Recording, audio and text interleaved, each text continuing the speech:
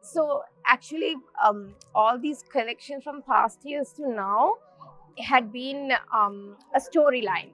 So the first Unbreakable collection was about the survivor, empowering the survivor and letting them know that they can stand on their 2 feet, and it's not the end of, like, it's not, just because some violence act was acted upon you, that doesn't mean that your days are done, and there's more empowering journey out there. So the second collection was about the social awareness about protecting the survivors of violence, because how we need to protect them, surpassing their religion, where they come from, the ethnic background.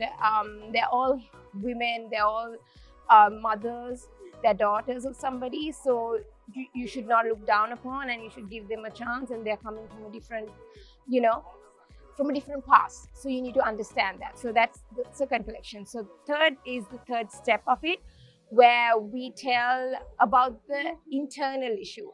It's not something external, mainly the clothing.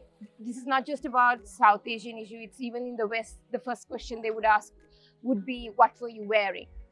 Even if a boy catcalls you, if you go and complain it to your parents, I mean, most of the time they would say, it's like, what were you wearing? I mean, that's a general thing, not, it's something very generic to, I think, it's a universal aspect. So, and it's very direct with fashion. So that's the direct link between gender-based violence and fashion. So this year I wanted to take that. And also the main thing I wanted to focus was, whether it was a perpetrator or whether it's a survivor, it's something internal that makes them do what they do. It's not something external. And for something internal that becomes something intangible becomes tangible. So that's what I wanted to do. And the healing process, everything now, talking, I don't know whether you saw it directly, the entire print was handprints of the survivors from the shelter, and the heart, the internal beating heart, the veins were created from the palm lines of survivors. So I took out the palm lines, and they were not actually veins, they were the palm lines, which was going all over the prints and in embroidery. So I really wanted to give their handwriting, and also this year also all the handloom materials were weaved by them. So I purchased from the shelters specifically for the collection, because I want their handwriting on it. And they're such amazing, talented women as well.